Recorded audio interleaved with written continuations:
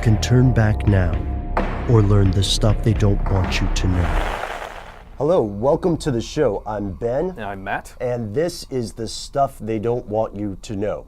So let's cut to the chase. Depending on where you grew up, you probably learned a couple of things in history class that maybe aren't exactly true. Yeah, like the whole thing about Columbus discovering America or learning that the world was round. He didn't do either of those. That's pretty common knowledge now, but for decades, children in the United States believed this because, of course, that's what their teachers told them. And their teachers weren't, trying to fool them or anything. No. They believed it just as much as the children. It's a myth that dates back as long as 1792, basically the first recorded Columbus Day. Yeah, and that's not the only thing our history books got wrong. This week, Matt and I are looking at alternative history theories, from the plausible to the really far out stuff. And along the way, we found something very interesting. The past is not immutable. It appears to change over time. So some of this change occurs when experts find new evidence or new sources that disprove the earlier assumptions.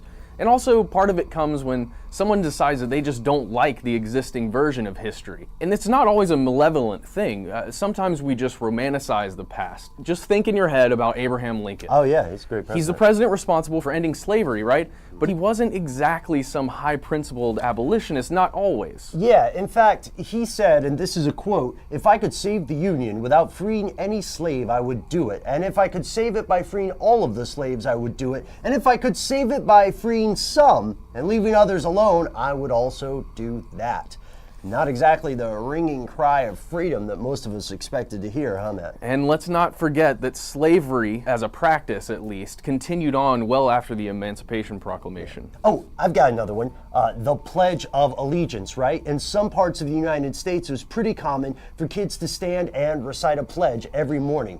There's a phrase in there, "under God," and it bothers a lot of parents and students who feel like they shouldn't have to have religion mixed up in their school pledge. Well, here's the thing. That's not how the pledge always went, right? Exactly. It was originally written by, get this, a socialist pastor named Francis Bellamy in 1892. Congress adopted it in 1942. That "under God" part wasn't in there. It didn't come along until 1954. So religion has always been an issue that's at the forefront of culture and politics throughout the U.S., and it's been that way for decades. So politicians a lot of the time in the U.S., they say that the U.S. was founded as a Christian nation, but that's not necessarily true. Right, yeah, at least not according to the founding fathers, right? Yeah, that's right. The Treaty of Tripoli, which was signed in 1796, it basically said the government of the United States of America is not, in any sense, founded on the Christian religion. It's a quote.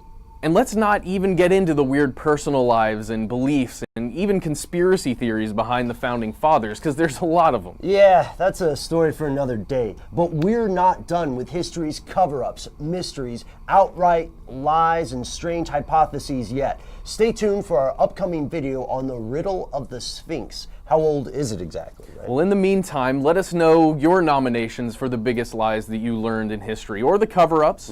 We'd love to hear what you think in the comments. Also, you can find us on Facebook. We're Conspiracy Stuff there, and on Twitter, we're at Conspiracy Stuff. And you should go to our website. It's pretty awesome. StuffTheyDon'tWantYouToKnow.com.